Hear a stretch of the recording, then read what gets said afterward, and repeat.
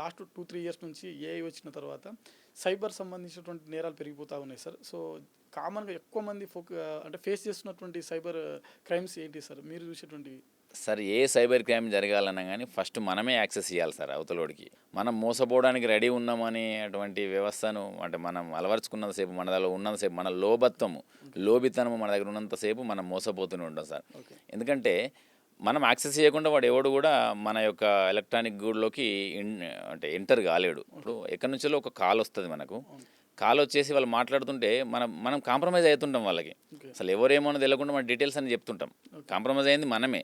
Okay. ఎంతసేపు నేనేమంటానంటే మనమే కొంత అలర్ట్గా ఉండాలి. ఓకే. అలర్ట్గా ఉంటే ఫోన్ చేసిన వాళ్ళు ఎవరు ఓకే. ఇప్పుడు ఎగ్జాంపుల్గా నేను రమేష్ను మాట్లాడుతున్నాను కాల్ చేస్తే, రమేష్ గారు మీరు ఎక్కడి నుంచి మాట్లాడుతున్నారని అని అడగవచ్చు.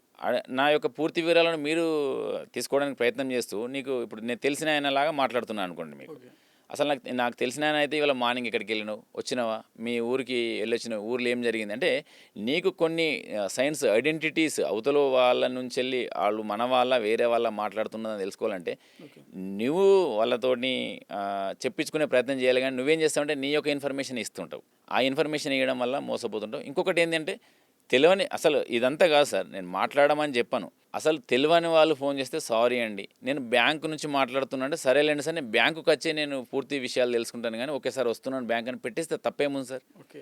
లేదు సార్ మీరు ఎట్లాగో అయినా బ్యాంకు నుంచి ఫోన్ చేస్తున్నా అంటే ఒకసారి చెప్పండి, నేను మీద ఏదైనా అప్డేట్ చేస్తానంటే ఈయన పాన్ నెంబర్ చెప్పడము, తర్వాత ఈయన అకౌంట్ నెంబర్ చెప్పడము, ఈయన ఓటీపీ చెప్పడము, ఇట్లా అంటే ఈయన యొక్క పనిని తగ్గించుకోవడం కోసం ప్రయత్నం చేస్తే అక్కడ ఏమవుతుంది, వాడు నీ అకౌంట్లో డబ్బులు ఖాళీ చేస్తాడు సార్. అంటే అపరిచిత వ్యక్తి ఒక ఆయన నీకు కాల్ వచ్చింది లేదా మెసేజ్ వచ్చింది లేదా ఏపీకే ఫైల్ వచ్చింది అని అంటే నువ్వు దాన్ని టచ్ చేయకపో ఉండడమే ఉత్తమం సార్. ఇప్పుడు ఏదో పొద్దున్న లేవగానే వాట్సాప్లో వస్తుంది సార్ మనకు ఒక గుడ్ మార్నింగ్ అనేటువంటి ఫోటో ఒక మంచి ఫ్లవర్ తోటి వస్తుంది. దాన్ని టచ్ చేయకపోతే ఏముంది సార్? ఇప్పుడు నీ మీద ప్రేమ ఉన్నటువంటి వ్యక్తి అయితే నీకు గుడ్ మార్నింగ్ అని బై హ్యాండ్ రైటింగ్లో రాసి పంపించచ్చు.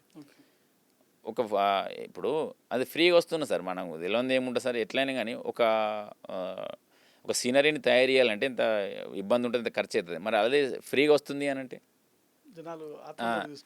మనం దాన్ని కొంత ఆలోచించాల్సిందే సార్. ఏపీకే ఫైల్స్ని టచ్ చేయొద్దు, అపరిచిత వ్యక్తులతో ఫోన్లు మాట్లాడద్దు, ఎవరో పంపిన మెసేజ్కి ఆ బ్లూ లింక్ని మనం క్లిక్ చేయొద్దు. ఇట్లాంటి కొంత జాగ్రత్తగా ఉంటే ఎంత పెద్ద ప్రాబ్లం ఏముండదు సార్.